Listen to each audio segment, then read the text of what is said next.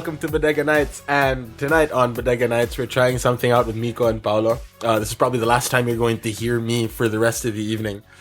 We're trying out third world gaming. Hey! So without further ado, Miko. Hey, I'm a gamer, and I am a very strange one. And Paulo. Hey, please sponsor me, Sony. They're not going to. I buy, but You're not Prince William. He got a free one. Was it Henry who got the free PS4? no. The one that was mentioned was the prince who would probably be denied a PS4 by his wife. So it's like all of them, right? Um, Seriously, I know non-prince who would get denied a PS4 by his wife. Yeah. No, I think that's an awesome thing. I think if you're like just a big thing, it's like my wife won't let me give me these things, so let's get it for free. Yeah. But yeah, the PS4. Congratulations, Sony! Awesome launch. Was that 1 million in North America alone. Wait, that's just North America. North America alone. It did not launch in Europe yet. Well, it didn't launch here. I mean, I tried to make. Actually, Asia is going to be getting the PS4 3 days before Christmas. Oh gosh, it's gonna be like Black Friday sale right in the market. I'm gonna need to bring my bat. I'm probably going to need to equip myself with like skunk goo. I am not going to the store. You're going to. Oh, no. You probably should because the moment I get in and out, everyone's passed out. You just need to take a gas mask, and you could just get yours right after me. I'm just gonna order one from Amazon. If it still exists. But really, I mean, fantastic of them. And I was actually going to pre-order one in Data Blitz until I realized, wow, okay, consoles are a lot more expensive than I used to remember. It's actually ranked about what 30,000 right now for the console itself. What did they say it was an Asian console or a US console? They just told me a console. I mean, you know how people are here. Like, yeah, is it this or this thing? Sir, it's this much. I'd probably bother to clarify because I frequently check on with PlayAsia. I don't watch their videos, but the YouTube screen cap thing that shows the prices. Like, that shows, like, some announcement from PlayAsia. One of the statements that they made was, if you ordered a US PlayStation now, you'd probably be paying the equivalent of $750. Still cheaper than Brazil. Is Brazil like $1,200? No, 14. Oh, okay. I was like, You were maybe, off maybe it was a pre-order thing, then you had to like pay the balance. Then No, that was pre-order. I don't want to even go into how much it cost off the counter. Probably 1.8. There's going to be a PlayStation 4 black market there. They're going to have the console. You can see guys in the streets. Oh, you want some games, man? Want some games? I got legit right here. The black market already started the moment it went to US. Do you really think all of those sales were just for the US market? Okay. Actually, one thing I'm surprised. This happened. Was it Xbox or the older PlayStation that got hijacked? There was like a bus. There's a truck they remember they had that got hijacked at one time. What was it? I can't seem to recall. Truck with the hijacking. The one I remember that truck hijacking was actually Call of Duty Modern Warfare 3 discs. And they must have been partially disappointed. Yeah. Yep. But hey, Call of Duty Ghosts, I think, is out right now. That came out a few days ago, or a couple of weeks ago.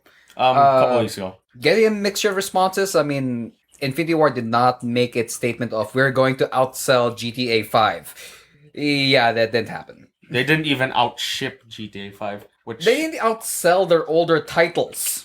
They're what? I think it's only like 1/3 of Black Ops 2. Yeah, I mean the only thing is we sold 1 million copies to people who are going to resell it anyway. No, we sold 1 million to retail. But we sold those. And I actually went on VG Charts, most unreliable site on the internet, for sales numbers for PS4 games. It's not looking good for Ghosts. Well, I mean, Ghost has this big problem. It has that stigma right now because, EA's evil. EA, even though it's evil as this, Battlefield 4, amazing engine, amazing setup. It may have glitches, but hey, all these major games do. Yeah. And Infinity Ward, it hit the point where they're just kind of beating a dead horse with their system. I mean, the only thing I like about Call of Duty at this point is, it's something I grew up with, and I do have this nostalgic value to it. Reason why I said was I'm a bit of a weird gamer is, as much of a hardcore gamer I am, I love 80s games, I love 90s games. My first console was an Atari 2600, and my very last console was a Dreamcast. No, I love you, Sega. What happened? I love you too, Sega, but seriously, get your Seriously, Sega, get your good Japanese games over already. What good Japanese games? I mean, last Sonic I remember was. I mean, Sonic Generation is nice. I'm actually referring to some of the games they haven't brought out yet that people want. I'm talking like us. What was that? Fantasy Star Online. I'm It's also still alive? no Fantasy Star Online too, Huh, okay. and also Yakuza 5. Wasn't Yakuza 5 ported, though, to the PlayStation? Or is that the... It never got Yakuza 3 and 4 were on the PS3. Yeah. Dead Souls was on the PS3. 5 was on the PS3, but it's stuck in Japan. Japan. I have no idea why. It's like if I say localization to a Sega employee's face, he's suddenly going to get cancer or something. Well, I mean, remember when Sega went crazy on YouTube about people using those videos from this really, really old game? Yeah, the Shining series, which they haven't really done anything with. Honestly, I never even knew that game existed until people started, complaining about it. Like, what is this thing? The fact that I cannot see it online now makes me want to know more. I probably won't really play it that much, but no, I want to know. Is it something so secretive that if they knew, Sega's chance of revival is just completely gone? It's like their holy grail. I only found out about the game while looking for Saturn stuff. Yeah, the Saturn. And Genesis And ROMs. Okay, actually ROMs. I mean, ROMs is one of those weird things right now where people say, you should not buy ROMs. You can only get them only if you actually own the game. Or basically you can't just don't download ROMs at all. But I mean, this coming from the, as we say, the third world. This is something we're probably gonna talk a few times. Would be like less than legal purchases. Yeah.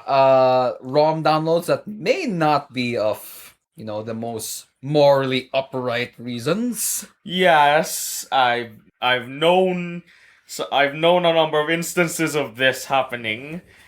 It's a little too close to home, I must say. I'm just gonna say that it's way too close to home, man. But just so you guys know, I mean, when we were growing up, when you had like 5 games for your console, you were the man. You had like the most games like in the next like 3-4 blocks. You had 20 and they were going to like worship you. I remember when the PlayStation came out, you got the console and you can have like 20 games free. And it just mind-boggled, like, 20 games? I have more games than I can count on my fingers. That's insane. I mean, because I got that was, the old Game Boy and Sega games where you had 1 to 100 games, even though it's like, 20 of the exact same game over and over again? No, not 1 to 100. I've encountered 1 to 500. So, like, how many versions of Tetris did you get? Probably 5, but I also recall getting this weird Pokemon game called Pokemon Jade version. It was weird. It was actually kind of like a weird hybrid between Pokemon and Digimon. You captured your I forgot how you captured your Pokemon. The way you bring them onto the fight is like you call them with cell phones, and like there was constant mention of profanity from all the characters. Hey, they predict the future. Kids gonna call things and just gonna start swearing like crazy. My gosh, those guys. I mean, back in our day, when you were a kid, you didn't swear. I mean, when you like bumped into someone, you were very apologetic. I mean, recently when I was dropping by Ayala, you see kids could just generally care less. I mean, the reason why I saw a lot of these kids was it was payday. So I figured, hey, I'm gonna check out Ayala. I had to leave work a little early. I thought, hey, I'm gonna grab some games. And yeah, you see all these kids, they're complaining, oh gosh, there are not so many games. And look, this wall, about 40, 50, 80 games available. These were legit games. Yeah. And they're saying, there's nothing to play. I'm like this, wow, when I was a kid, I was so happy when the store had like 20 titles to choose from. I was just happy to just get a game. Period. Oh gosh, the magical Christmas morning. Did I get something from Santa Claus? Yes, I'm gonna finish this afternoon. You're looking at the guy who was happy to play and finish, gosh, I'm actually saying the Sonic 3D Blast. Yeah, I got Pokemon Snap, and I finished that like 2 hours after I got in Christmas. But at least Snap was, well, somewhat good. Yeah, I mean, it's Pokemon, but I was playing it, you just kind of realize, I'm a Pokemon voyeur. I'm just there watching you do your thing. Come on, fill the camera. Did you see a Togepi hatch? I think I did. I mean, I got... There were no achievements back in the day, but I'm pretty sure if there was, I would have just 100% this thing. Yeah, because you caught the picture Mew already. Oh yeah, but really, I mean, that game I was just playing like, why was this awesome? Why did I want this? I wasn't really the smartest kid. I mean, as that time, I think any kid that time was Pokemon was the thing. You had to have Pokemon and everything. I had the cards, the comics, the TV show. So Pokemon Snap, hey, this seems awesome. I kind of regretted it. Like I was happy I got, but like 3 days later, I was like, what do I do with this now? I just going around taking pictures of Pokemon, just trying to get a better score with pictures that made no sense. I mean, right now, everyone takes photos. Everyone's a photographer now. Zhao's laughing. He knows why. Yes. You want to like set up. You have to make sure it's properly oriented. Pokemon Snap? No. How much of that Pokemon can you stick in that screen? Can you get to the borders? Yeah, okay, you're gonna get like 1,000 points for that. Oh, properly set up, properly with the rules of 3 and everything? No, I'm just gonna get 200 points for that. I don't care about this background. I want to see that Pokemon. And you'll see Professor Oak is just so happy about these close-up shots. And so as I grew up, I started realizing I played the game again. My N64 are miraculously still alive. It's still alive? Hey, old school consoles, they live. Oh yeah, they do. Not like my Wii, I'm in my third Wii. Wait, you had an Ouya? No, Wii. I still have some dignity left. Alright, how many? So all of the Wiis are dead. No. The third one's still alive. The first 2 died. The first one died because apparently if it tips over, it can kind of die. Wait, did you mount it vertically? Yeah. Wait, so you're trying to say that your Wii died for the for the same but opposite reason why the Xbox One could die? No, it didn't read Red Ring. I mean, no, Xbox One. It's like, here's the thing. Microsoft will tell you, put the Xbox One vertically at your own risk. Really? Yeah, they constantly mention that. I think it's something about parts falling off inside. Guys, I mean, I remember my Sega when I was playing it. You know how it's like all the controls back then were all wired, so they're connected to the console. I remember one time I yanked on it and my Sega came off the desk. It was hanging by the cords. Crap. And you know what? The game was still running. Crap. I was kind of like inched a little forward, pushed it back. I was still gaming. My Wii, I was playing. It tipped over because I think it was my dog. I think it was like kind of running around. It was kind of like amused by me just jumping around playing. Then I kind of whacked it and it's tipped. Then suddenly the game stopped. And I was like, okay, it's gone. And I tried to restart it. It just wouldn't run. I'm like, you're kidding me. My old console demanded like so much attention, not because it was weak, you just want, do things for me. Or you're not gonna play stuff. Yeah. You have to get down on your knees just to make that thing work. You have to praise it. This new one, if you just lightly tap it, apparently they die. Dang. And I'm just looking at this, like, this is crazy. I mean, I thought I'm paying a good amount of money for this. I mean, unlike the US where you probably have like a number of consoles growing up, we were happy to have like 2 to 3. I mean, I had the Atari, which then became the Famicom, which then became the Sega Genesis. I never really had like multiple consoles. I want to play multiple consoles like the Nintendo. I went to my cousin's house or I went to a friend's house. Basically, you could only have one console at a time. Well, not even one console at a time. It's not like you want to do Sega, you gotta sell your Famicom. Well, yeah. Well, basically, like if we have to go by the definition of gaming per generation, you'd only have one console of that generation. Yeah, essentially. I mean, the Famicom was not the SNES, so yeah, technically it was second gen. The first gen Atari. Well, Atari's kind of it's like transitionary. Yeah. Then I actually did have a Saturn. I only had 3 games. Golden Age, which was fun. I had some sort of pool game that it came free. Okay. And I had, it was a really good port of the game. I forgot which one. It's considered one of the best arcade ports to the Saturn. It was a fighting game. I do not recall it because I played the pool game a lot more just because the pool game was fun. That must have been a really good pool game. I mean, it was a great bonding thing with my dad because when I was in Famicom, we played racing games. But my dad, growing up, he played billiards a lot. Now I was a short kid. I could not really play billiards with my dad. I could barely see over the pool table. But we played this. Hey, got fun. We played all these things. I learned all these new things, and I apparently learned how to gamble at some point. Really? But gambling, I think that one came out more from RPG games. Really? I played a lot of games. I mean, again, when the ROMs and the questionable games came out, it just exploded. I mean, PlayStation, I loved it just because I could suddenly get a lot more games for my price. I mean, the Sega games back then were like $60, same with Nintendo, $40, $60. The questionable games were essentially, I could get, what else is it? We could get like 2 for $100 sometimes. You could get. There was a time you could get one for 50. Yeah, it took for 100. Oh no! I think. Wait. Oh crap! Oh wait, no. I actually think I recall seeing. I have no idea where I saw PC games worth 30. So was that the game that no one ever touched? No, apparently. Was this like the really old Microsoft Flight Simulator that just no one wanted? No, apparently they were selling mods on discs. Oh gosh, yeah, the old days where mods, expansion packs came in discs, where DLCs didn't exist, Wait, and games did not need patches; they Oh. just worked. Oh, and by the way, the thing about the mod I got, that one was a user-made mod, by the way. Okay, I've never seen that. I've never seen user. It was for Red Alert 2. Which one? What's the mod called? It didn't have it. Wait. I have the disc somewhere over there. But it was some weird Red Alert 2 thing that gave you these weird vehicles when soldiers and heck, they even gave you Red Alert 1 vehicles and stuff. Like but the thing that weirded me out the most with that mod was the fact that there was these things called Tekka soldiers. These were like the Soviets. They got dark Tekka soldiers, and the Allies got Tekka soldiers. They were just like, so you know which one's evil. Apparently, basically, it's like remember, this was back in the Cold War days. Back then, anything Russian was evil. like it was. Now it just seems to be Putin at times. Yeah, it's like it was.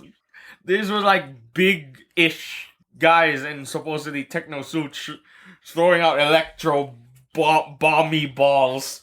So it was weaponized dubstep before it was a thing.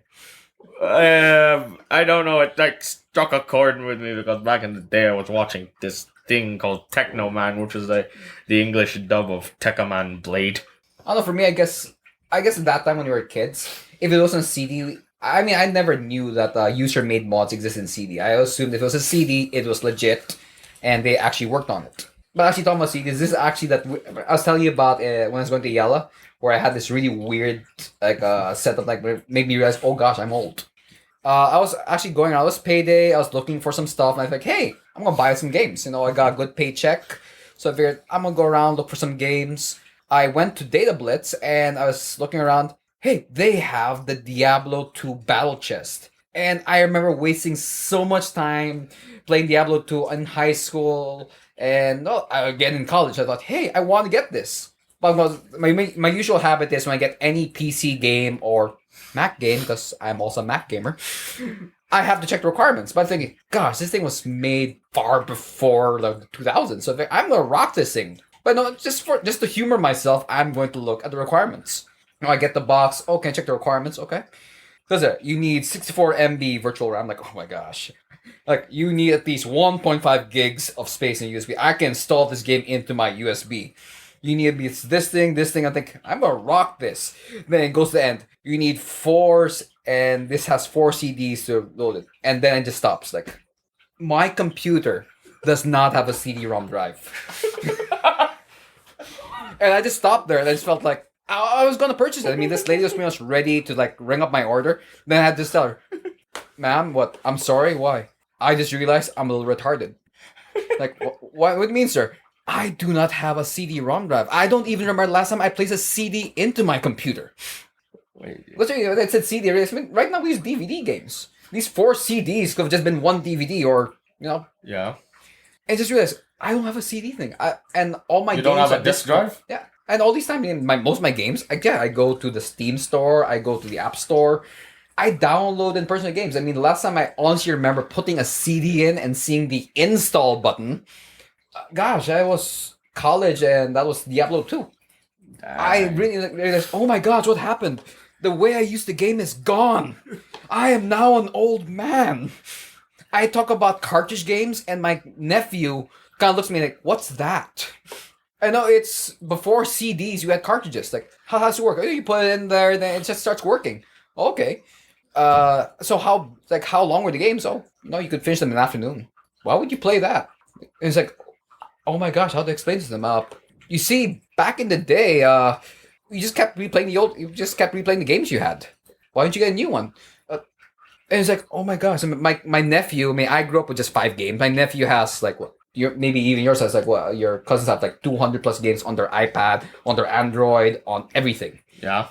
I mean, right now where games are like can get themselves $1.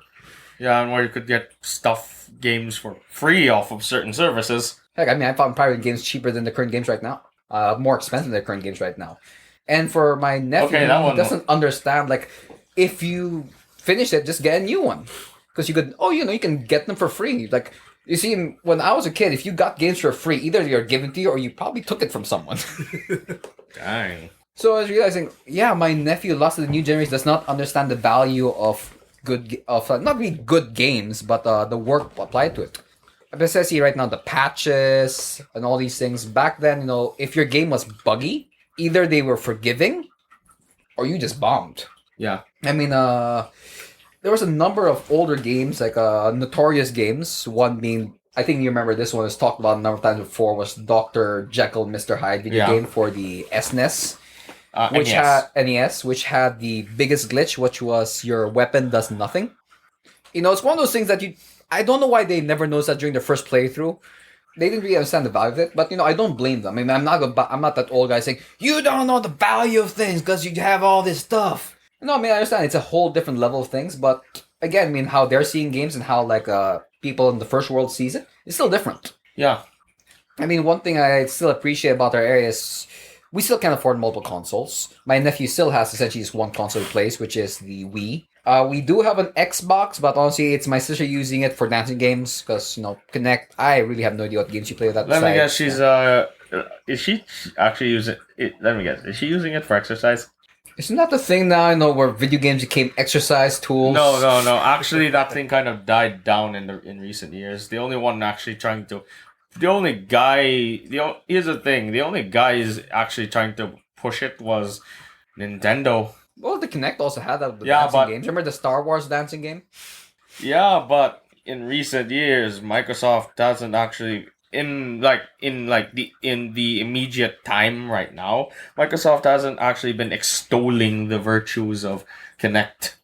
Not true. I mean, Nintendo really was the biggest motion thing during last E3. Motion control. You were bad in the 80s. You were bad in the 90s. And you're still kind of bad now. At Please least understand us gamers. No matter what generation, no matter what age, want to sit on the couch. I'm just simply going to say this. Say this to you.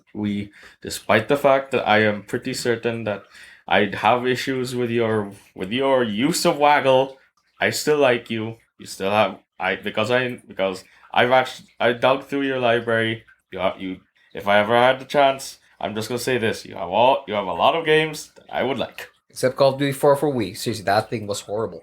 My cousin would actually beg to differ. Your cousin's special, ain't he? Well, actually, a lot of people have this for some weird reason, a preference for using Games with bad controls? no motion devices for aiming. For a number of them, they actually say it makes the gameplay feel better. No, it's better when it works. I've tried it on the Kinect. I've tried it on the Wii. Lots of them just seem to mess up. From what I Except for hear, arcades. I mean, the arcade ones are pretty cool.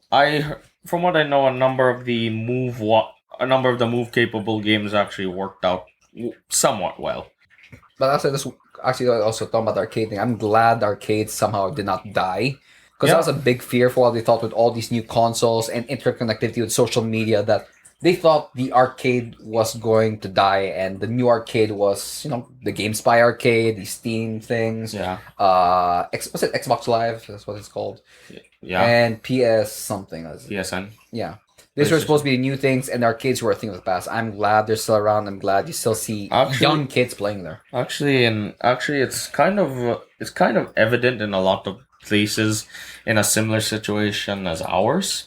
Heck, even internet cafes, it's amazing they're still around. Well, we kind of grew up in a gaming culture that encouraged you to game with close friends. This was because our internet, even till today, is still well below the international standard. When we got 100 GPS, when we had the 100 Mbps connection, we felt so awesome. Then Google comes out with their 1 gig connection, somehow making ours feel so small and minuscule.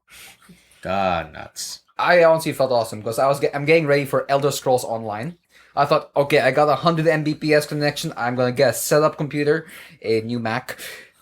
I'm gonna rock. Then I see Google. And I'm like, well, suddenly my idea that I will now be the one in ping. No, I'm gonna still be that slowest guy there. I'm gonna be that guy moving. Oh God, I'm stop. I'm nation. I'm going to. I'm dead. Wait, 1 Gbps in for Google, right? Yeah, it's only $70 a month. Now you're just reminding me that somewhere in Japan, Oh, somewhere Tokyo. Tokyo, They have have the 2 Gbps 2 connection Gbps for for $50. $50. It's a connection so fast, most computers don't even understand it. Dang, it's that fast? Yep, and here we are, enjoying the average speed of 3 Mbps, and we're rocking it hard with the Yep. simplest games we can manage. But I think that's also the nice thing about the third world thing is we're happy what we have, and we immediately Yeah. see quality. We get rid of lots of shovelware. Yeah. I mean, that's one thing. We do not promote shovelware here just because we can't really afford too much things. We cannot, sort through all this junk. The only things we end up getting are things that are overly hyped. Yeah. I mean, there are a number of overly hyped games, especially movie games. Yeah. The only reason my nephew buys movie games at this point is because, honestly, it's like, what, $3-4.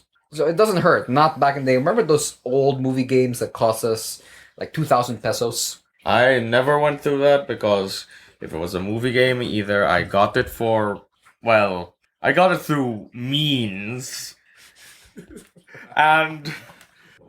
or I was just given. They were just given to me. Like the Hercules game on the PlayStation was like part of a 50 disc set of games I was given. Oh, okay, I thought it was like a one of 50 like had done. This is like Hercules Part 1 to Part 50. No. That was for some reason. It's the entire Odyssey. For some reason, I was given like a whole bunch of games over the course of 3 months. I think 30 of them came in Christmas. Wow, and I was happy to have like 1-2 games in Christmas. But I mean, that's one thing. Shovelware doesn't seem so apparent here. The only real shovelware that comes up here are the usual Counter-Strike knockoffs, LOL knockoffs, Dota knockoffs, and every other knockoff for online gaming, which is just designed to steal your money. I'm sorry, I do not at all approve of buying in-game items that you rent. If I'm paying real money for a digital item, I better keep it. It's not like a rent-a-car. It's not like someone else needs to use this thing. Actually, if you're trying to refer to, I'm pretty certain part of that is referring to Mercenaries Online. Oh no, Mercenaries Online was so awesome. One of my friends introduced to me that, hey, this is so cool. And I saw items, hey, okay, I'll purchase this, rent. And just in my head like, why am I renting ones and zeros? Actually, the thing is, I know a friend. He told me that with that there's actually there's an exploit you can do with the system that if you do the exploit, you actually keep the items. But isn't that just crazy, the fact that you're paying for something? Yeah, but and you have to essentially glitch the game, and if you glitch it, they're probably going to take it away from you. And lots of them are going to, drop down the banhammer. Actually, I'll be honest, this is coming from a friend of mine who hasn't been banned yet. Okay, it's yet. It's coming. Then again, I remember your friend mentioned this. With that game, the general habit is once you get to a certain level, start a new character. Yeah, I mean, that's also a problem with some of these games. Mercenary, I mean, it was really nice. But the biggest problem with lots of shooter games is once you do hit top level, there's really nothing more you can do. I mean, Call of Duty tried to fix that with the prestige system. Battlefield tried to fix that by just having such a really slow way of leveling up. Yeah. Like, no, I just made it work. It's like, Evolution. okay, if you want this, you're going to have to work. I'm still waiting for EA to have you could work for like 200 hours. Or you could, pay $1 and you can get this tactical nuke. Wow. That's funny because I was actually expecting them to microtransaction Battlefield 4, and for some odd reason they haven't yet. No, they're going to. You know how? Remember that gigantic tower that crashes the game every single time? Right, they're gonna patch it to fix that. Pay $1 to crash. No. They're gonna patch it up, and within the patch, this. I mean, everyone's done this. Microsoft and Mac and a bunch of people. okay, we're gonna patch it up, and among all these things in the patch notes, you notice this one new thing they're probably gonna add that's just going to mess you up. Okay. Like the latest one from Microsoft, which included a download of the new Internet Explorer, which honestly I haven't used. The last time I used was just for government stuff because apparently government believes everyone still uses Internet Explorer. Okay. Really, I was trying to file for my TIN. This is like a number of years back. They said you have to use Internet Explorer. Like, why? Because it doesn't recognize anything else. What? What? You couldn't get Google Chrome? You couldn't get Mozilla? You couldn't get anything else? Now, I'm pretty sure Alta Vista somewhere might still be alive, and I would probably still prefer to use that. Dang, man, dang. Seriously? Yeah. They were. Well, there's a third world Linux topic there somewhere. Yeah. Something about how Microsoft doesn't adhere to open standards, it's very proprietary, and then they sell it to governments. So governments can't use the technology that is of open standard because they get a really big discounted price on Microsoft's products. Don't you love how Microsoft pushed it? Oh, the system has to be open so everyone can tweak it, except government. We're gonna close that thing up. No, Microsoft is very closed. Really? Compared to Linux. But that's a third world Linux topic. Yeah, true. Yeah, true. True. And there you hear Zhao. He's still in the room, watching us in the corner. Kind of like, what was that small guy from Hobbit? Not the Hobbit. The guy with the ring. Gollum. Yeah, Gollum. You know, he's there. You know, my precious Linux. I thought it was. I thought you would equate him to Batman. Like Ben Affleck Batman, or Well, Kevin Conroy Batman. I wanted to say Christian Bale. Then I realized that he only comes out at the night and has a dog voice. what kind of dogs do you listen to? Oh gosh. I live with a dog that screams whenever she meets strangers. And that's what you think Christian Bale Batman sounds like. No. Christian Bale Batman sounds like a hybrid of a mastiff and a hyena. And welcome to the Off Tangent segment. Seriously, it feels Follow us on channel14.com and stuff.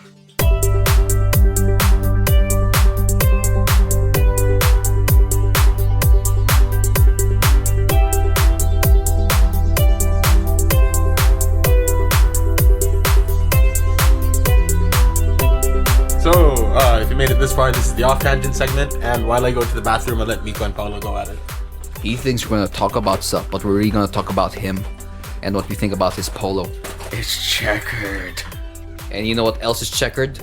Chess. And who plays chess? Nerds.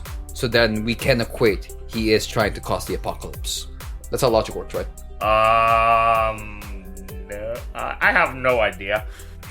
I have no idea. It's like the equivalent of causing a velociraptor by taking a bird and taking a lizard and taking a slice of pizza and then throwing them at a toaster that's been in a freezer for 6 minutes, 6 seconds, and 6 milliseconds.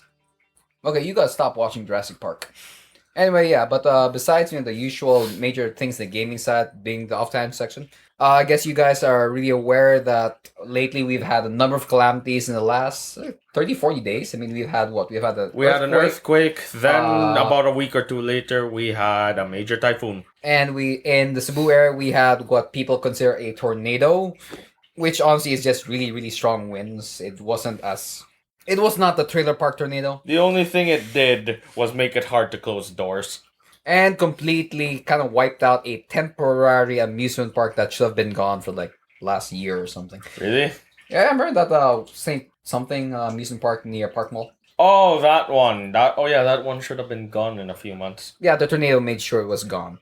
But yeah, that one there, we had Yolanda. We also had, in some other areas, we still had a number of aftershocks. But of course, we've been busy with a number of things. The first part, earthquake, was the first relief efforts. Then followed by the Yolanda, which we had relief efforts of different things. And we thank the international crowd and national crowd for sending your help. Cebu kind of asked also maybe you can send us some stuff because apparently we gave out so much relief goods that we are going to end up starving soon. There are going to be lots of hungry college students looking for some ramen. Thank you, international community. I just hope that you could maybe just set aside, a little bit.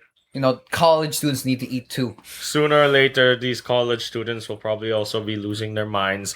We don't want the equivalent of zombies in our colleges. And imagine, without them, you won't have anyone working in Starbucks Or 7-Eleven. or McDonald's. That Or doesn't get KFC. you too far at times. Yeah. But yeah, thank you for the support, and yeah, we're doing a lot to help things. I mean, Zhao's back from the bathroom. He has the checkers right on. I think each one of us already did some little bit help too. We did some donations. Some of us did repacking. Some of us went on the ground. I think Zhao, you're up north actually during the storm.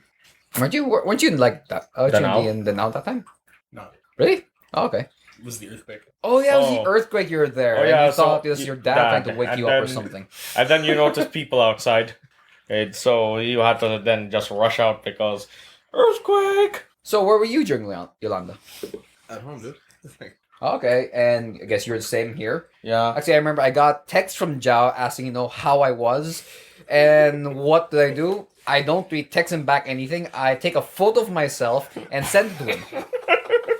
You might be wondering, why would I do that? Well, during the peak of the storm in Cebu City, I was in the coastline.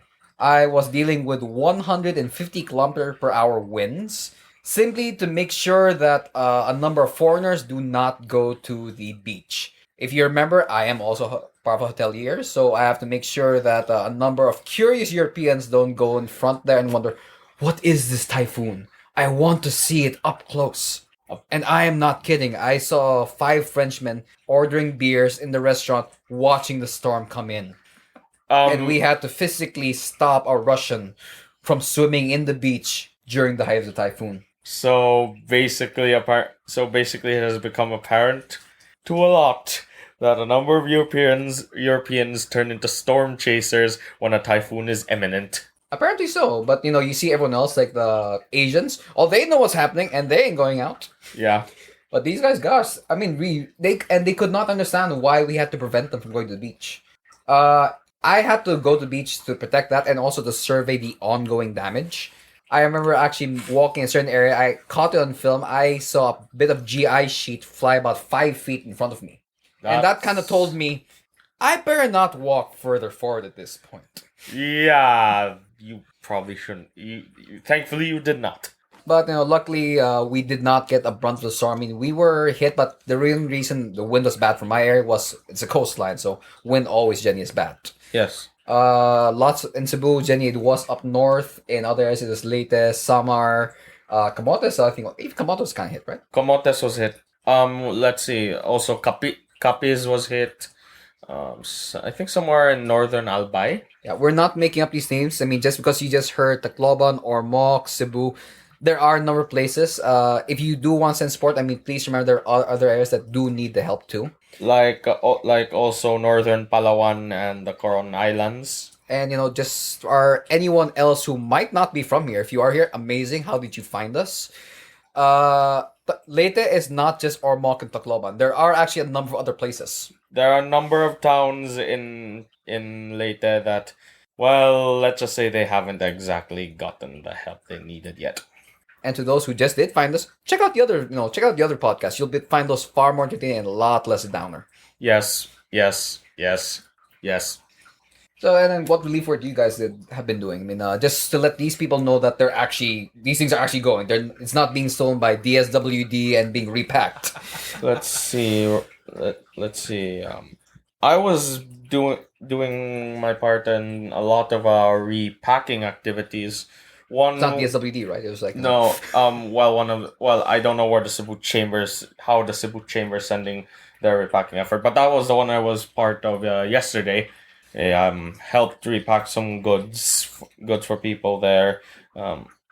Then I also was part of a repacking done by my dad's company, because we were trying to also send help to Ormoc, because at the time Ormoc was being overlooked, and I think this was also around the same time that most of the coverage was Tacloban, What else did I do? I also pulled money from my own pocket to buy relief goods for the family of a friend of mine in Bantayan. He specifically asked me for some supplies.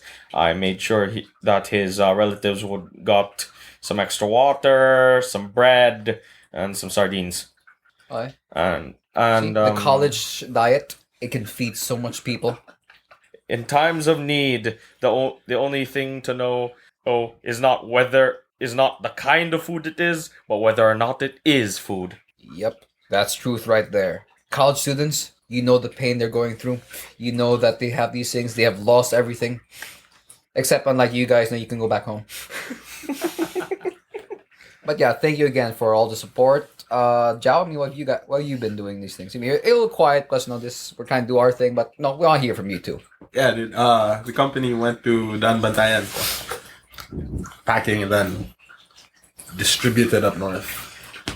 It's like, again, north of Cebu got no love from anybody. So Oh yeah, I mean, people when they hear Cebu, they think it's Cebu City that was hit. Yeah. I mean, I hear like some people asking, "Is Cebu City still there? Is everything standing?" And I says, "Yes, I'm actually in the mall right now." Yeah, Cebu City is fine. It's but Northern Cebu, that's where it's happening, and yeah, I mean, lots of my team, we actually deal with lots of relief work when we're not doing our usual stuff. We did relief work for the earthquake. We did relief work for actually even on Doi, Sendong, lots of the older stuff.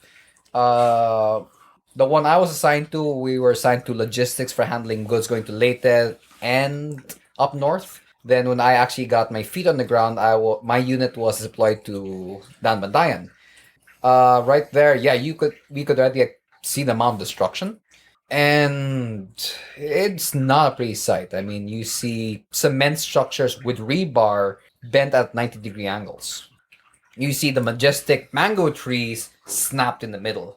You see power pole after power pole fallen down. Masses of coconut trees are on the ground. But miraculously, the sugar cane's still alive. Diabetics, I'm sorry. So apparently, wait. So you're trying to tell me Well, that the sugar fields were still standing. I mean, I was surprised. wait, The farmhouses were gone, but the sugar fields, oh, they are alive and well. oh gosh, it's like the sugar. The sugar is like after the diabetics for some reason. But I was honestly surprised, and I'm glad because this is the livelihood of a lot of people. So I'm glad it's still up. I was honestly surprised it was still up. It's a good thing that at least a number of crops are still surviving. It's because, as far as I know, the farmers are some of the hardest hit by this. Oh yeah, I mean for them the farm is everything. When they lose that, it's really hard. That's why Yeah. in your leaf goods, if you do want to send more, right now we are actually transitioning. Besides food, they actually do need building material. A very common thing is 4-inch, 1-inch nails. These are the finishing nails just to assemble things. Tarps are actually very useful right now because they can just use to build temporary shelters while they're building other things. If you know any group that's looking to build housing stuff, I mean, they could use donations right now. Food, water, these things are always a necessity thing, but right now they need to get their lives back in order, and no, they needed homes. They need place to work. They need jobs at this point.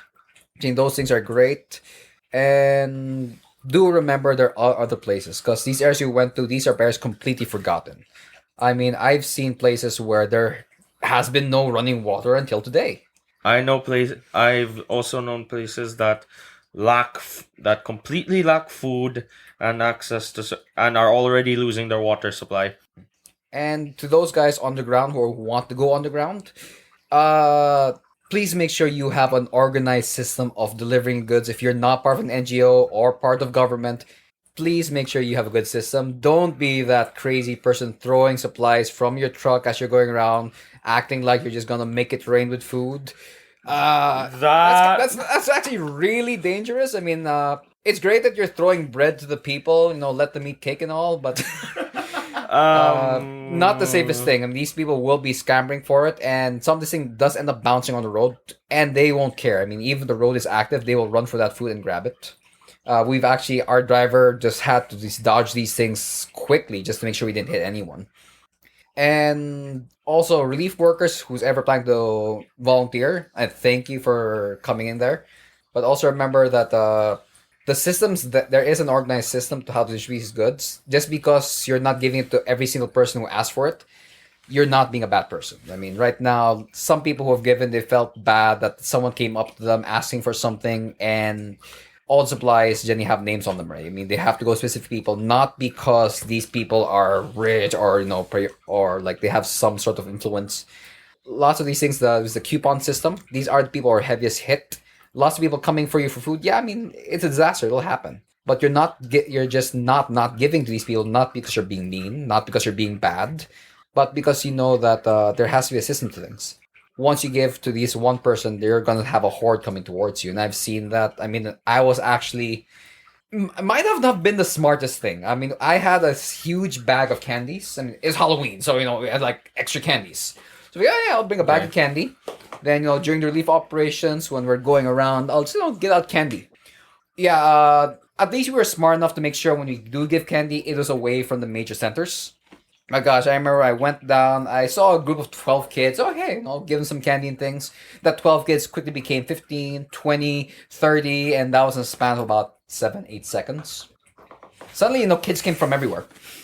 And then I saw older people coming in saying, oh, this is for my son, this is for my nephew. Oh, okay. And then since within a moment of 30 seconds, I had to keep looking to my left because that was the closest town center. In 30 seconds, I saw a group of about 30 to 40 people running my direction. Running. I remember our guy in the truck, the first thing he did was scream at me and say, run! Get in the truck! Drop the candies and run! They're gonna take everything! Just run in the back! And gosh, these guys can run. I mean, I was a good 100 meters away from them. They covered that thing, like a Kenyan runner. Kenyans. So please have good systems, these things. Thank you for your donations, and take note, there is a transition now. And thank you, and yes, we are all okay. I think, what's the term? The 14 faithful? That's what we're calling these people? We're calling the 10 people listening to us right now. Because 3 of them are here. Wait, then where's the other one guy? Because that's 13. Oh, it's more. Oh. Thank you for the support, and we hope that this will be kept on for maybe another few months, because some of these areas, especially down Bantayan, I think they're going to take, 2 months to fully recover. Tacloban a little more, not because of really just the amount of destruction, but just because of, it's really complicated. I mean, I was actually talking to Paulo about this. We're getting, the government here, people here are getting heavily criticized about response times, about giving care and distributing goods. I mean, we have been getting these things even within our countrymen telling us, or criticizing us, why are you taking so long? Please understand, we are an archipelago. I think we're one of 2 countries that are archipelagos. Indonesia ourselves. Is there another one? Dubai doesn't count. I mean, they just make their own islands. That doesn't count. And Oceania doesn't count because that's a continent that's actually just made out of many tiny dots of islands. I mean, we're an archipelago, so just the logistics of moving things around in a non-calamity state can already be difficult. Well, basically, think about it like this: in a country like the U.S. response, you could basically truck all your main goods. Those supplies being carried via aircraft and watercraft. Those are that is support. In our case, the only way of transporting said goods is through aircraft and watercraft. Transporting them through trucks, really difficult without the use of watercraft or aircraft. Yep, because you're just trapped within your island, and we have 7,107 islands.